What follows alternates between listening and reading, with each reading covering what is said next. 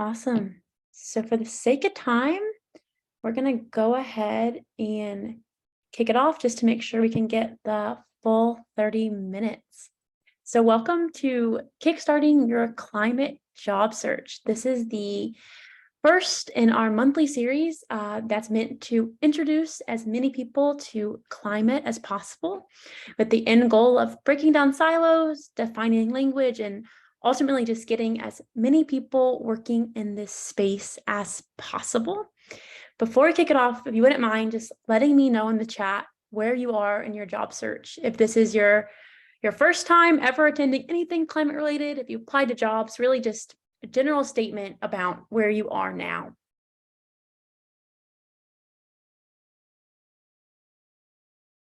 Awesome.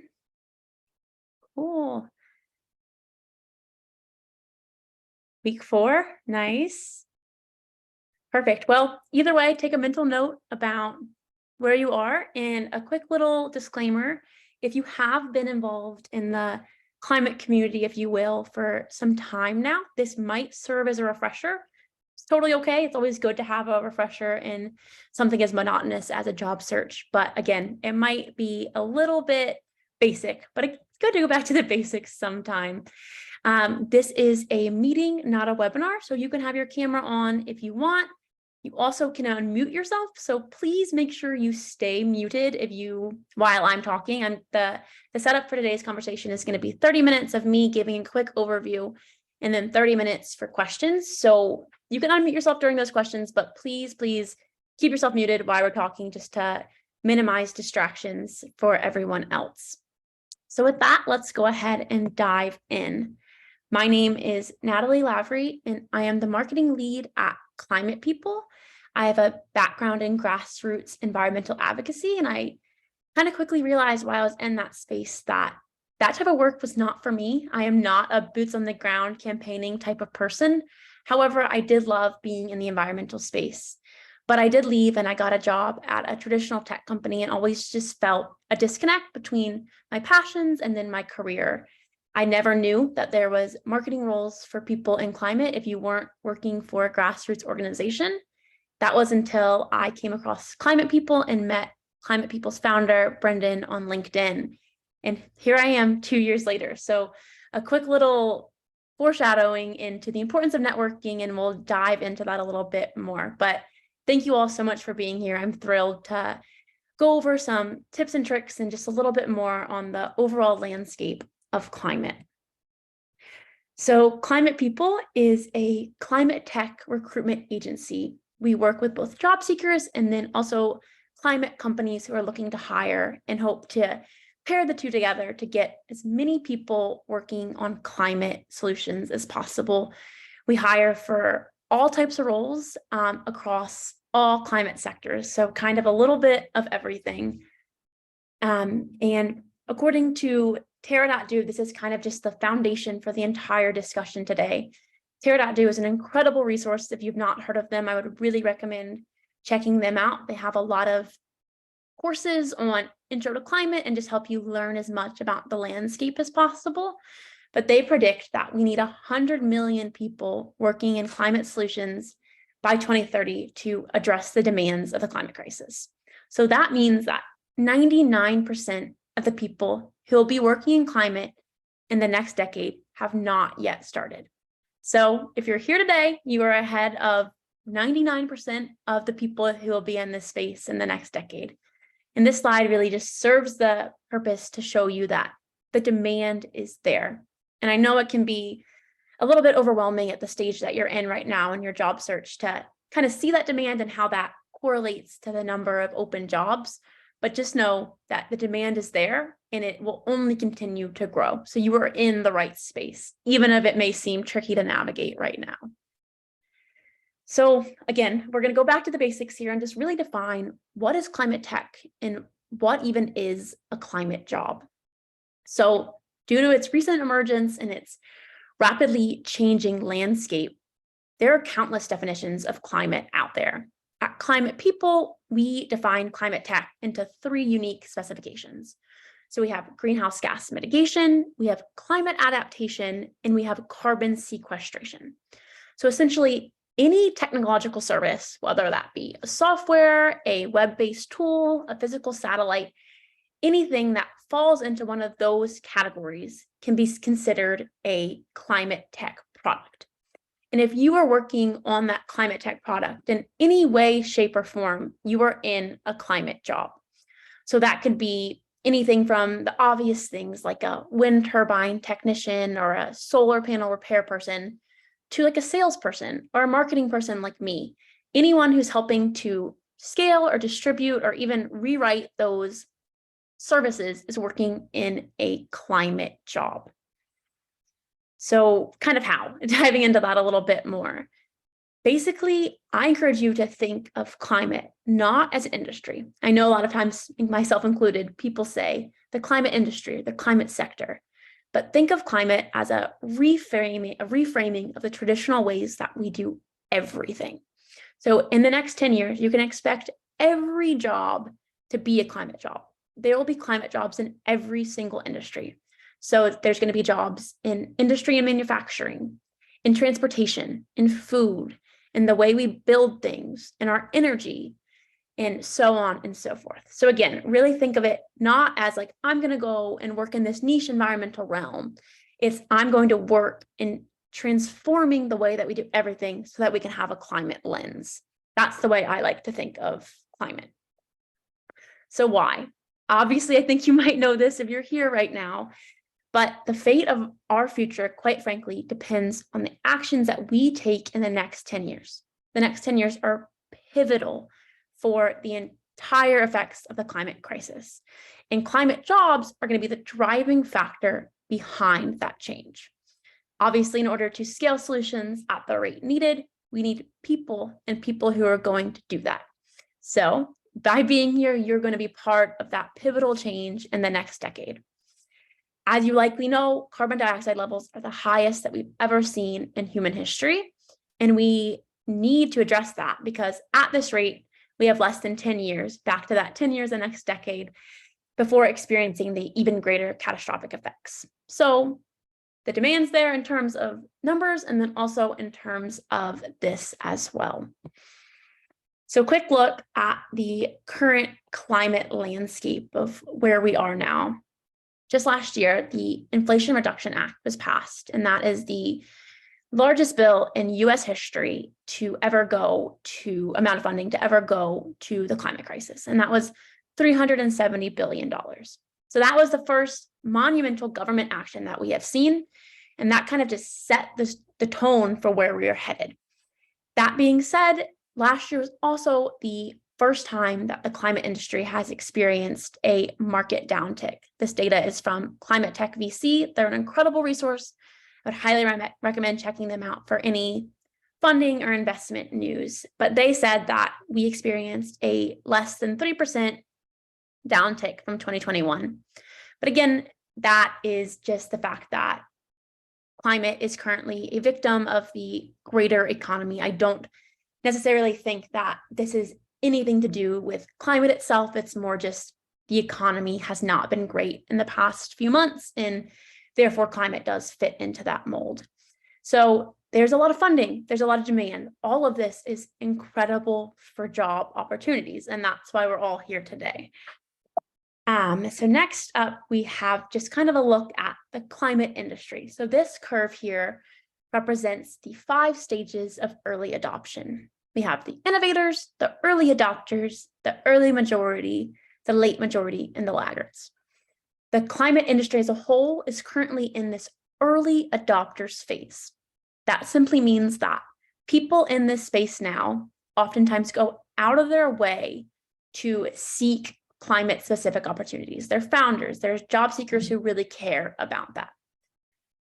And climate people alongside this likes to classify our job seekers into these 4 different personas. We have those who are climate motivated. These individuals are 100% motivated by working on climate. Then we have climate focused. These people want to work in climate, but are flexible about exactly how they go about working in climate. Then we have third, who are driven by impact. These people are simply mission and socially driven. They want to work on something that they care about, They want to close their laptop at the end of the day and feel good about what they're doing, but that doesn't necessarily have to be climate. And then last, we have those who are job oriented. These people just want a job. They want a paycheck and they don't really care about what they're working on. So quickly drop in the chat which type of persona you think that you fall into right now, so we can get a little gauge of where we all stand. Awesome. We have 1, 2, 3. Perfect. That's kind of what I expected, given this group is here seeking out climate resources. Lots of twos. Cool, we got some climate focused. Awesome. That's about what I expected. But generally speaking, the majority of job seekers, not ones who seek out events like this, but the majority of job seekers fall into that persona 3 category. So that means that they're mission driven, but they don't necessarily need to work on climate. However, climate companies often are small, they're startups, their founders are actively involved in their hiring processes, and they are prioritizing candidates who are in that number 1 and that number 2 persona. They want their employees to have that same level of passion that they do. However, job seekers oftentimes don't know this. This isn't a traditional job search in any means.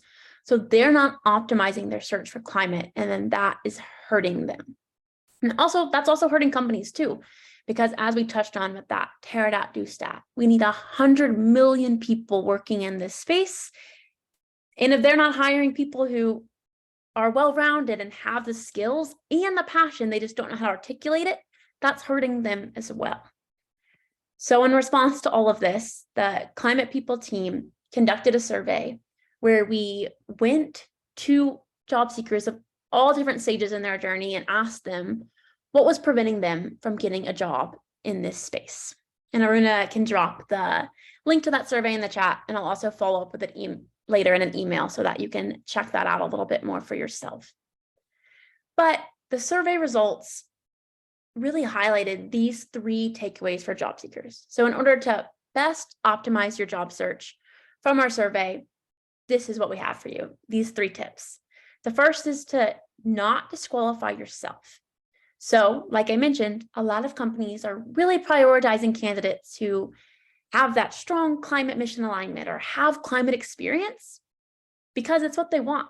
However, we need 100 million people working in this space, so it's statistically impossible to require people to have that experience. So if you're looking at a job posting and saying, oh, I'm not going to apply because I don't have climate experience, you're hurting yourself and you're hurting them. We'll get into this a little bit later on, but I always say that job listings are simply wish lists. It's a company saying exactly what they want and thinking of a candidate that oftentimes doesn't exist. So you have to look at it with that same mindset and still apply if you have some of the key qualifications. The next step is kind of going into what we've talked about, but it's knowing the ins and the outs of the industry. So as you know by now, climate companies want candidates who align with their mission. And in order to do that, you have to be knowledgeable about the space. So do your homework, learn as much as you can, be involved, attend events like this, and really just show that you're passionate about climate and you don't just want a job. And then last is to not be your own worst critic. Our responses from our survey show a disconnect between how people view their own roles and then how they view other people's roles in the industry. So basically, don't let imposter syndrome dictate your search. If you want to apply for a job, apply for your job. Climate is unique because people haven't really came before you and paved that path. You have to do it your own, which can be intimidating, but also leads to so many incredible opportunities. So really just put yourself out there and take advantage of the climate job search. So with that, here are some tips on how to take advantage of that job search. So these are 5 steps that I recommend that you follow. We'll go over to them all in detail, but this is kind of just a quick glance at the recommended steps that we're going to dive into. The first is to discover the possibilities. So whether you're an experienced engineer with 15 years of experience, or you recently just graduated coding bootcamp, the job search process is one and the same at this point. If you're looking for a job, you need to know why. It seems very intuitive, but you might be surprised that it's actually not. So your why consists of 3 different things. The first is why you're interested in the industry. So why climate? Then why you like the company. What about this company intrigues you? And then why you're different. So those 3 things are going to be your quote unquote North Star for your search. Climate People averages over 800 applications for every job that we get. And that's not different than any other hiring manager or hiring organization. There are a lot of applications coming in. So that just means that you need to figure out how you are going to position yourself. You're going to frame your why, and you're going to know how to stand out from the very beginning. So really work on crafting that why and put it at the forefront of your resume, on your LinkedIn, and on your cover letter. Really just put it wherever you can. And alongside that why, that just means putting your strengths at the driver's seat of your search. If you have a really exceptionally strong grasp on your strengths, you're going to be able to use those and then not focus on your weaknesses as much. And really, like I said, put them in the driver's seat. So basically, at this point, you know why you want the job, what you're good at, what you're bad at. And then lastly, you're going to pinpoint what types of roles you want. There are so many jobs out there with so many different companies and so many different sectors. And the stronger grasp you have on what you're looking for, the more streamlined your job search is going to be. And that is critical. So ask yourself some questions like, do I want to work in a startup environment? Does the company work on something that I care about? What size team do I want to work on? Just questions like that to really get to know yourself. And again, I know that this oftentimes seems intuitive, but it's not. Be intentional about asking yourself these questions and framing this, and I promise it's going to be worthwhile once you actually dive into your job search. So the second step is to do your research. Again, as we've touched on a lot of times by now, companies in this space want you to be knowledgeable about climate. So make sure that you are doing that. They're looking to hire someone with experience, and if you don't have climate experience, the second best option is to show that you have the passion and you have the aptitude to learn. The number one thing we hear from hiring managers is that they want to hire for growth-focused roles with people who can grow alongside the company. So if you show that you have those abilities and that you are hungry to learn, they are going to like that, and that's going to give you a lot of good points in their book. So again, dive in. I'm going to send out some resources, and Aruna can drop a link in the chat now to our job seeker toolkit, but it has a list to all of our podcasts that we like and recommend, our online communities, our newsletters. Every day I start my morning by reading 4 or 5 or so newsletters just to stay up to date. There's a really big difference between being knowledgeable about the science of climate change and then also being knowledgeable about the advancements. And they're expecting both of those things. So make sure that you're setting yourself up for success in that regard. The next step is to update your resume and your LinkedIn. A lot of job seekers I work with talk about how they don't want to seem too eager. They don't want to make their climate experience kind of go all over their resume, but I promise that is going to help you. You want to convey this passion, and your resume is the deciding factor as to whether or not you're going to get a job. In today's competitive market, it's hard enough to get an interview, let alone a job. So make sure you are optimizing yourself and making everything set up so that you can get that interview and then show them who you truly are. A few general tips for your resume are cut the fluff, keep it short and sweet. You don't want them to get bored reading on, only include the essential elements. I really like resumes that are 1 page, but no matter what, it should not be over 2 pages unless you're in academia and you need to list a bunch of your projects or works that you have worked on. Second, demonstrate your career progression. This is a great way to keep it short. If you had 10 entry-level marketing jobs, you don't need to include them all. Have it listed as early career and list a few of the things that you got from that. Third, and most importantly, is keyword research. As I mentioned, Climate People gets over 800 applications for every job. We don't have time to look at every single one of them, and they say that 80% of resumes aren't viewed by a real human. So that means your resume is getting filtered through an applicant tracking system, and that machine is looking to see what keywords you have and is flagging those so that your resume can be reviewed. So make sure you have those keywords on your resume.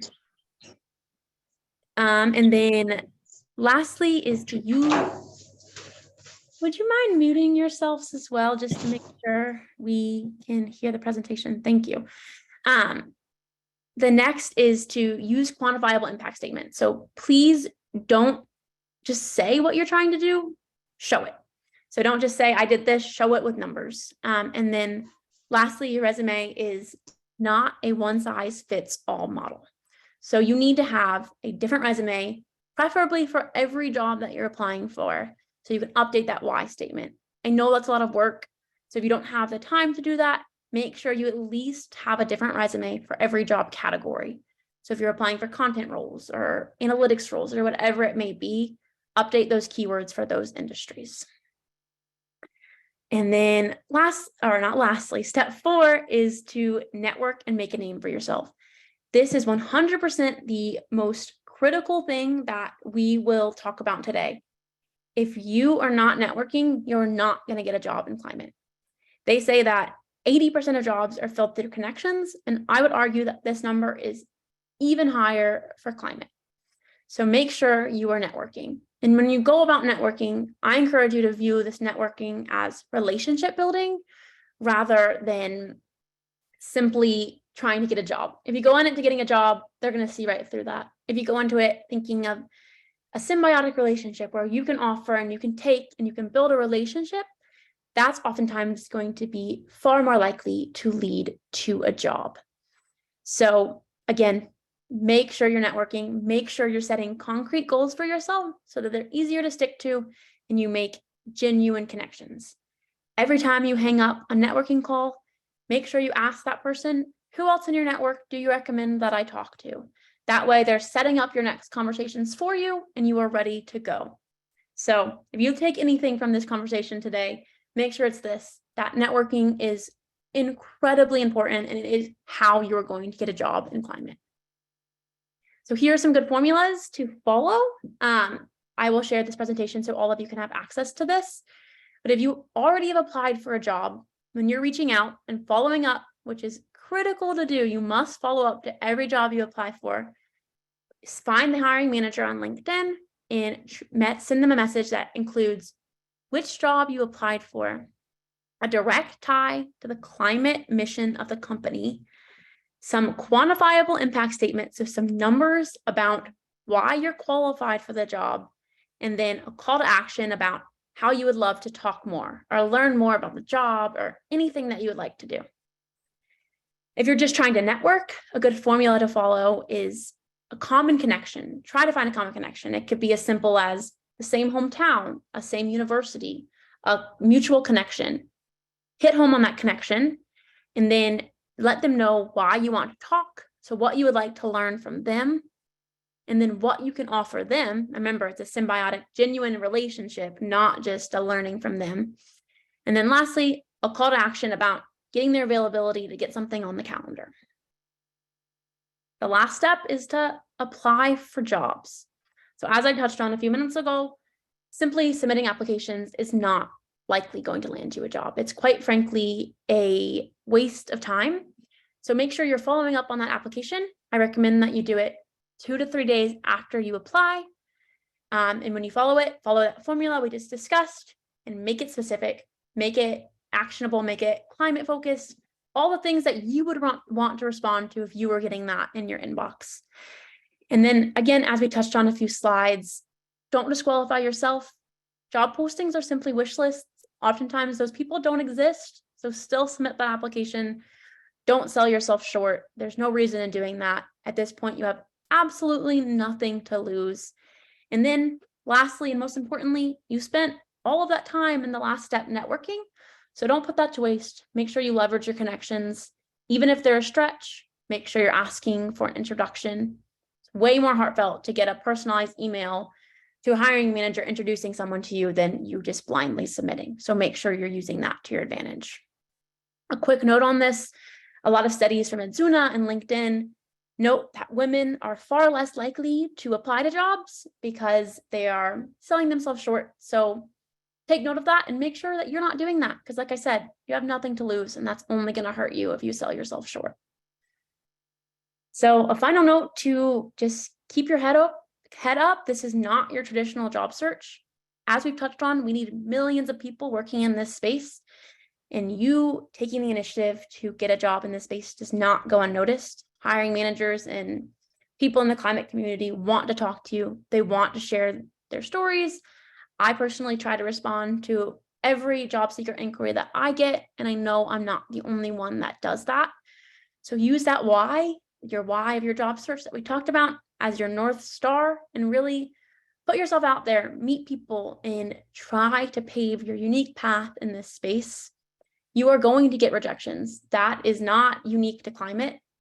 Rejections go hand in hand with any job search. So rather than letting those get you down, view them as your stepping stones that are going to help you filter down your job search and really decide where you want to be and where you should put your efforts to. So flip that mindset and try to be optimistic, even though I know it can be really hard. A very quick note on all of the recent buzz, artificial intelligence. It is going to affect job searching, like I touched on with applicant tracking systems and keywords. Even less humans are going to view resumes very soon. So make sure you are optimizing your resume for those keywords. There are lots of good tools out there. You can even use AI to help you find those keywords, and make sure your resume has them in them. And then also, I know the dialogue around AI a lot of times is they're going to steal our jobs, and that might be true, but that's a topic for a different day. Rather, I encourage you to use it to help amplify your job search. So it can help you optimize your resume, the verbiage on it, look for jobs, look for trends, prepare for interviews. You can have it help you say what you should say when you're networking, and so on and so forth. Use it to your advantage, but do not use it as your crutch. It is only as good as the prompts you feed it. So use it to help, but not to entirely supplement what you're doing. So where to go from here? You have done the first step. You've attended today. You've learned hopefully a few things. I'm going to send out in an email, and Aruna can drop it in the chat now. But we have a next step PDF that includes a lot of the takeaways that we talked about today and where to go. We have a monthly newsletter called Driven by Impact that's packed full of industry insights, jobs, and trends. I'd highly recommend joining that. You can find a link in the PDF. We also have an active LinkedIn community called Climate Tech Career Catalyst. You can join that on LinkedIn, introduce yourself, try to meet some people and network. And then lastly, if you post on social about this conversation today, make sure you tag climate people and use the hashtag breaking into climate. You can win a one-on-one coffee chat with me, and we can dive deep into your unique job search struggles and kind of give you some tailored advice that's not as generic as kind of something that we're going over today. So definitely take advantage of that and use those resources. And yeah, this is where you can find me. My email inbox is always open. I encourage you to go to climatepeople.com and browse our jobs and see if there's anything you'd like to apply to. Keep a note that, like we touched on, don't sell yourself short, apply for the job. You can submit your resume. And again, reach out to me with any questions you have and post about this on social to get more people engaged and hopefully in climate jobs. So with that, I think we are ready to move into the Q&A session of today. I want to make sure we have 30 minutes to answer any questions that you may have. So feel free to raise your hand. You can do that by clicking the little reactions in the bottom of your screen. And then once I call on you, you can unmute yourself and ask the question, or you can go ahead and send it in the chat. Yeah, Sean, you want to kick us off? I see you have your hand raised. Let me lower my hand. Thank you. Yeah. That was awesome. Thanks, Natalie. I have two quick questions. One, were you climbing at Smith Rock in that picture? I am, yeah. Yep. Have you been? I live in Bend, so it's like right down the road. Oh, cool. Yeah, I lived in Portland for a long time, so I spent a Cool. lot of time at Smith Rock. It's gorgeous. So my more tailored question is, and I've noticed there are some recruiters or people looking to get into recruiting and climate, and they may be able to answer this question. In an ATS, searching for keywords, does it matter what format your resume is in? For example, mine is a PDF and it's sort of designed. That's the one I've been using lately. However, I could also go back to using one that's more text-based. And I'm wondering if anyone can answer the question about knowing how important keywords are and that kind of thing. Is it better to have a designed resume, or does it make a difference, or is it better to have a sort of more standard resume? And thank you very much. Yeah, of course. It depends on the industry that you're in. If you're in more of a digital industry or a design focused industry, I think it's best to have a more pretty designed resume. And they are still going to be able to read them. It's a PDF, so it doesn't really change. It's not like it's a Word document. If you're looking for a more technical, it's better to have a more text focused. So definitely it does. I mean, it really just depends on the industry, but if you're in recruiting, is that correct? Recruiting?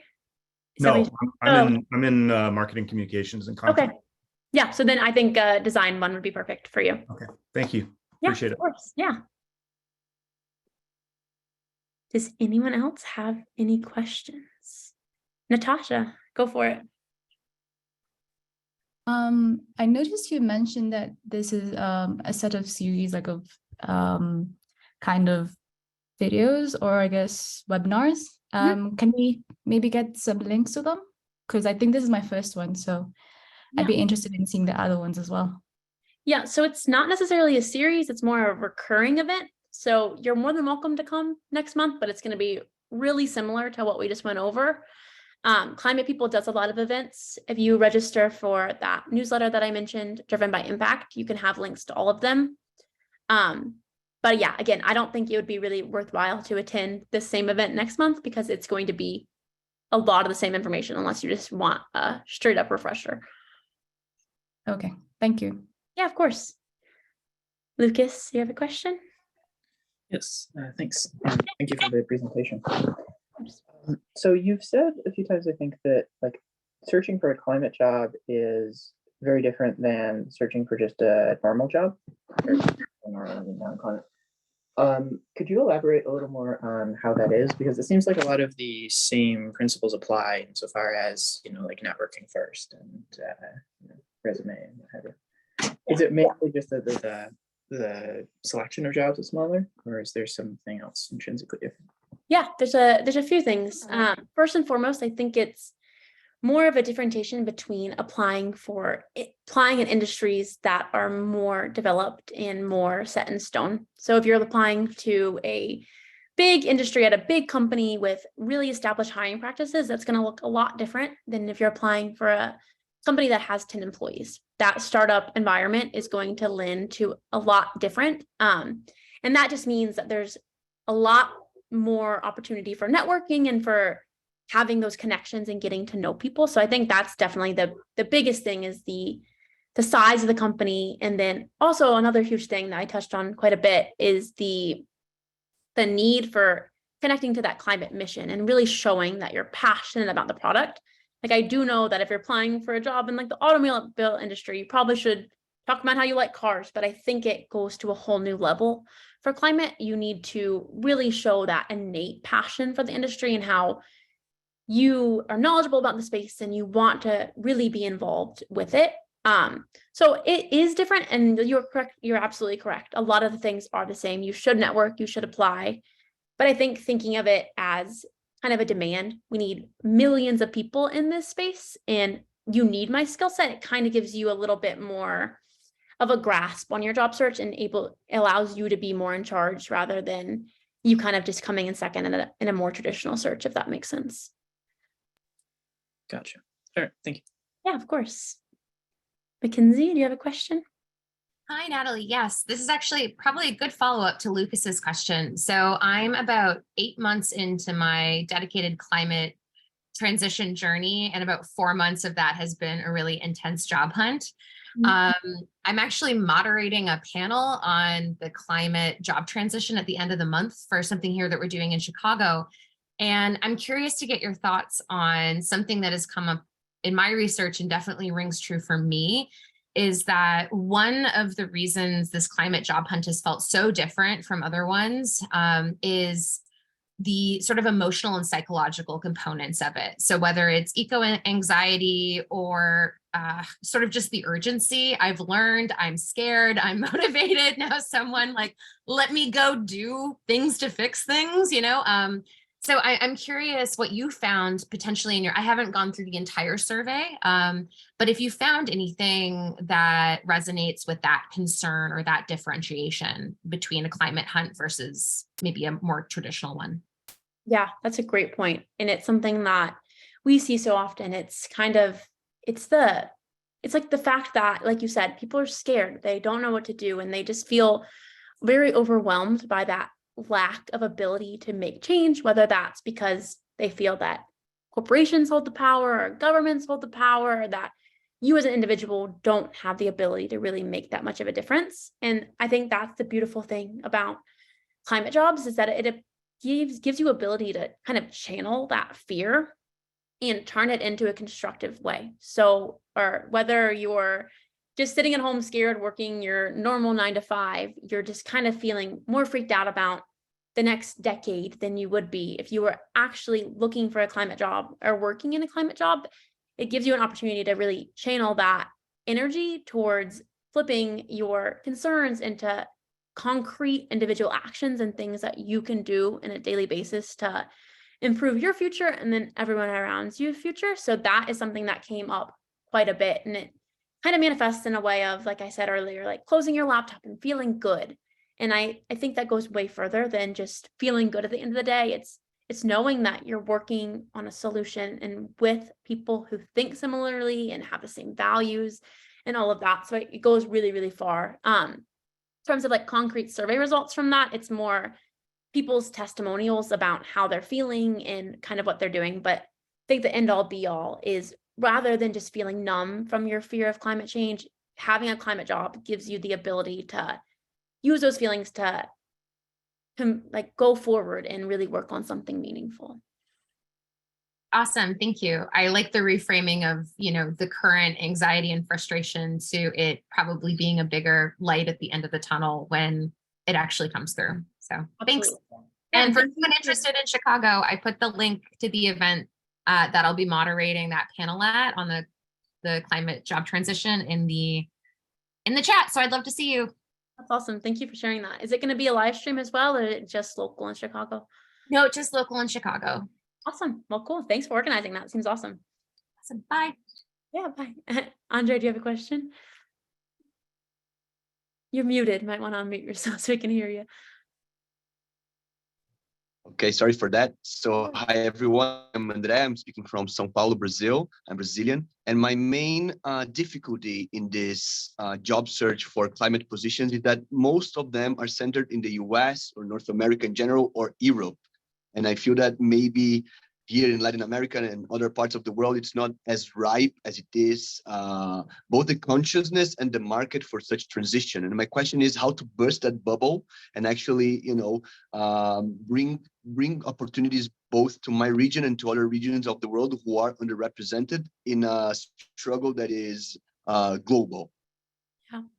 Yeah, that's a great point. And that is something that I've seen quite a bit. The number two complaints that I hear about the climate job search space is that, one, all the jobs are hard tech and really hard to get, or they're all in the US. And those are both really valid concerns that, quite frankly, I don't really have the answer to, unfortunately. I do like to say that I think this is going to change in time. Like I touched on earlier, I think it was to Sean's question of how things in this industry are just starting. They're just starting. They are going to start in the United States, maybe Europe, like you said. And then hopefully with time, as these issues become even more pressing than they are, and they scale to the size that they are going to scale to in the next few years, obviously that is going to trickle into more roles and then also into more locations. Andre, I'd recommend that you join the Work on Climate community if you have not already. They're a Slack community, and they're very international, and they have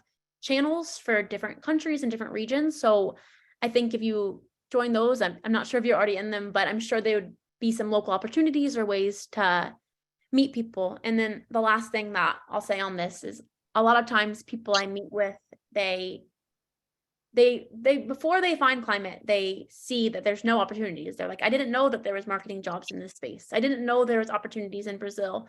But then once they meet one person or discover one resource, it's kind of those doors just open, and then they get inundated with resources. So again, I'm not sure exactly where you are in that journey or how far you are in. So I don't know exactly tailored advice, but I do think that they are out there. It might just be harder to find, and it may take some time.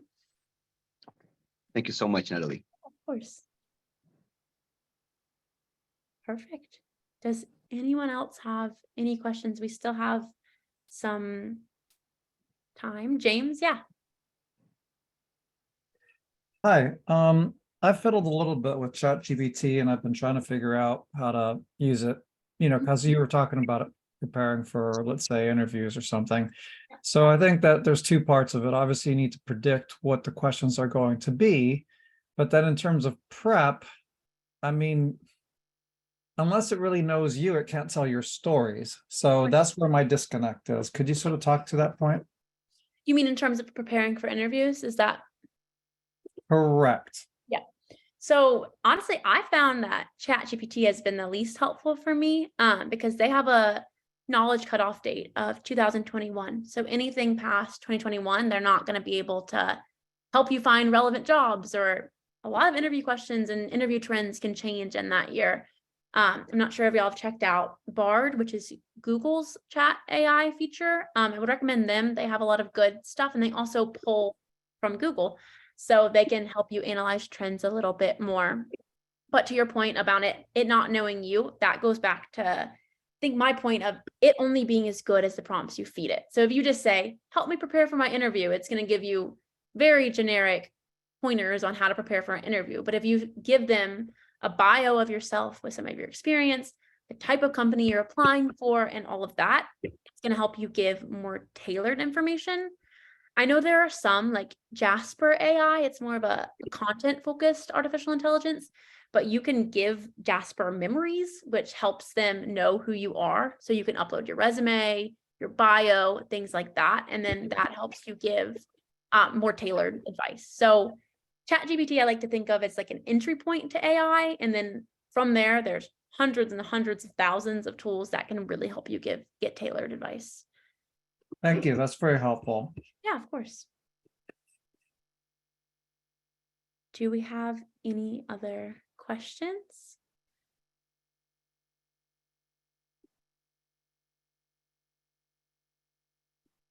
Lucas, do you have another question?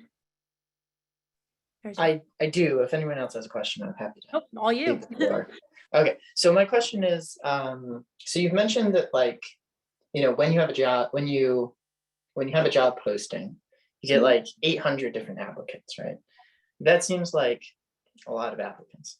Is this largely, are these like 800 qualified applicants that are applying for the position? No. Or is it like 10 qualified applicants and like 790, applicants that just don't really have the background? Or like, can you give me like a little more insight into like what the breakdown tends to be for these types of things? Yeah, I don't have a percentage, obviously, because it changes per job and it's really just subjective, but majority of them are not qualified. And I think that really plays into the importance of following up and making yourself stand out.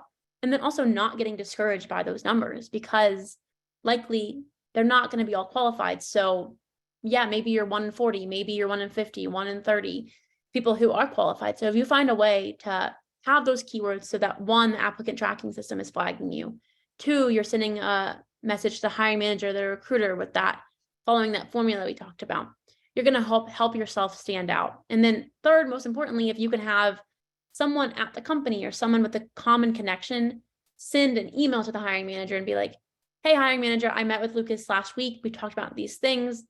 They seem great. That's going to help you exponentially. So the 800 is not there to scare you. It's more to paint the importance for doing these things, because it is a numbers game. But that doesn't mean that you should be prioritizing quantity over quality. You should be still applying for jobs, but applying for less jobs. putting more effort into optimizing your resume, into tailoring your resume, and then making sure you're networking and reaching out as well. Did that answer your okay. question? I think that makes sense. So to repeat back, so it sounds like what you're saying is that there are a lot of people who apply for these types of jobs, and really the trick is to make sure that you don't get filtered out or like lost in the waves of applicants, especially if you feel like you're qualified for the job. Exactly. Yeah. Yeah. And especially since climate managers are looking for such oftentimes specific things with their passion, or looking at caring about the climate solution or climate experience and those things. If you can tie yourself to those, you're going to stand out really easily. So yeah, spot on. Cool. All right, thanks. Yeah, of course. Ed, do you have a question? Yes. So I actually don't believe in unpaid internships and such, right? But like, what does that, do you know, like that landscape looks like in relation to like the actual job market? If anything too, to, I don't know, help people along like me as well, right? Who could be pliable towards like volunteer opportunities and maybe like build up some sort of portfolio at the same time, right? Like kind of assuage those anxieties around the climate. Yeah. So yeah, what does that look like right now? Yeah, I mean, I honestly don't see that many unpaid internships these days. I think your opinions are pretty widespread. A lot of people don't believe in them nor offer them. So I haven't seen that many of those, but I think it all comes down to the fact that climate companies do want that experience or that passion. So whatever that means for you, if you have the capacity to pick up pro bono projects or volunteer work or a paid internship and an unpaid internship, then like I recommend that you do it, because obviously the more things you have on your resume in this space are going to help you. But that's not to say that you need to do that in order to get a job in climate.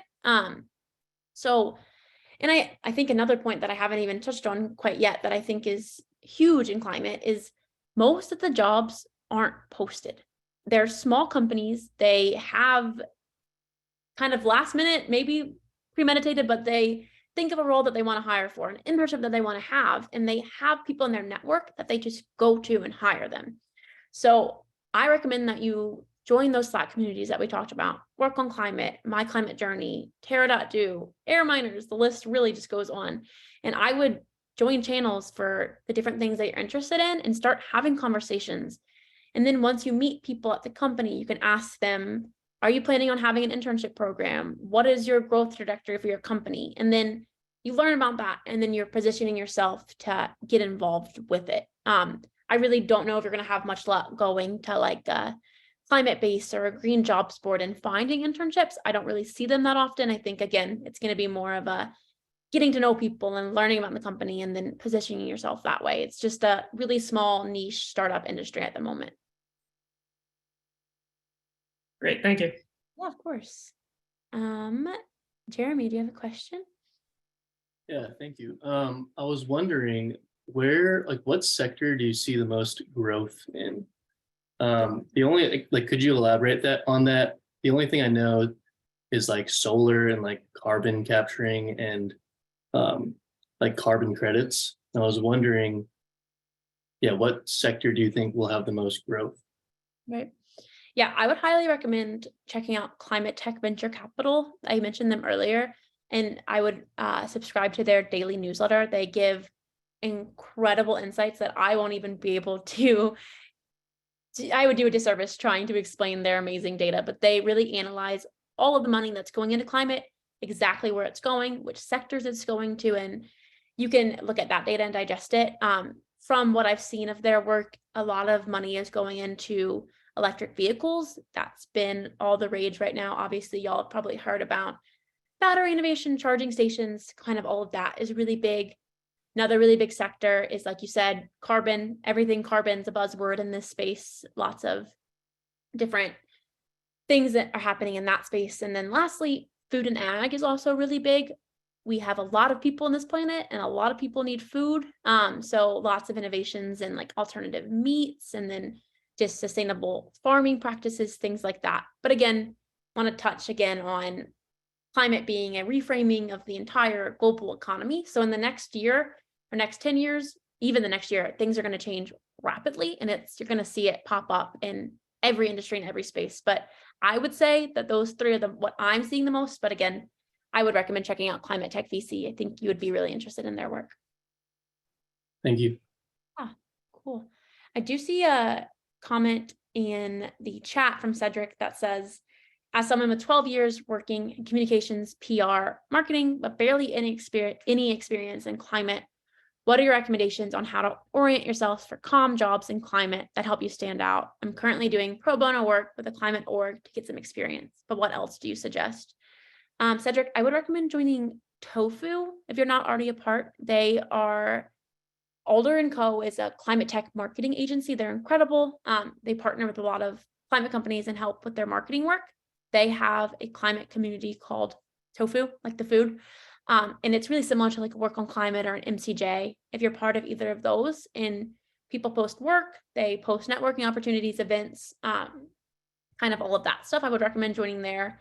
See if you can find any events. And then, like I touched on a few minutes ago, a lot of comms and marketing jobs aren't popping up at the same rate that more hard tech jobs are at the moment. But I think that's just the time. Once the industry matures and grows, we will see more roles of that. But doing pro bono work is going to obviously be great to have that experience on your resume. And then Lucas, yeah. I'm sorry, I just forgot to put my hand back. Oh, my bad. I didn't see that. Okay, cool. Awesome. The URL for Tofu. Yeah, I'll send it in the email, the follow-up email as well. But if you just go to Alder & Co. Marketing Agency, I think you should be able to see it. Izzy.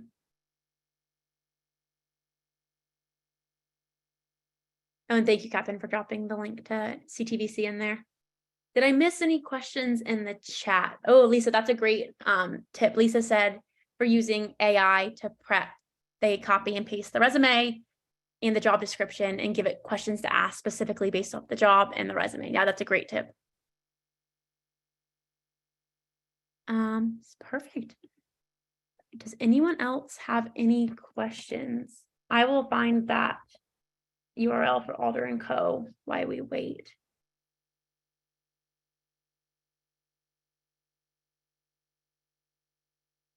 Oh, perfect. You got it. Thanks, Cedric. Awesome.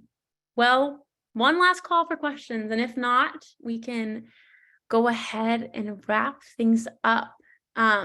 Thank you all so much for joining me today. This has been really fun. I'm thrilled to see so many people looking to get a job in this space. I know, as I've touched on, it can be a little bit demoralizing, but that's just kind of any job search. But you being here today and taking these first steps is going to be monumental in the grand scheme of things. So hope you enjoy those resources that Aruna has dropped in the chat. Thank you so much, Aruna, for your help today. And then, yeah, my email is always open. It's natalie@climatepeople.com. Feel free to add me on LinkedIn. And yeah, join all of those newsletters and such. And then that PDF has a lot of amazing resources on it. So thank you again. It was so nice to meet you all. Feel free to attend next month's session. However, it's going to be really, really similar. So if you want a refresher, that'd be great. I will follow up to this with an email, to a link to the recording, and then all of those resources that we have mentioned. But yeah, thank you again for taking the time, and I hope all of you have a great rest of your Tuesday.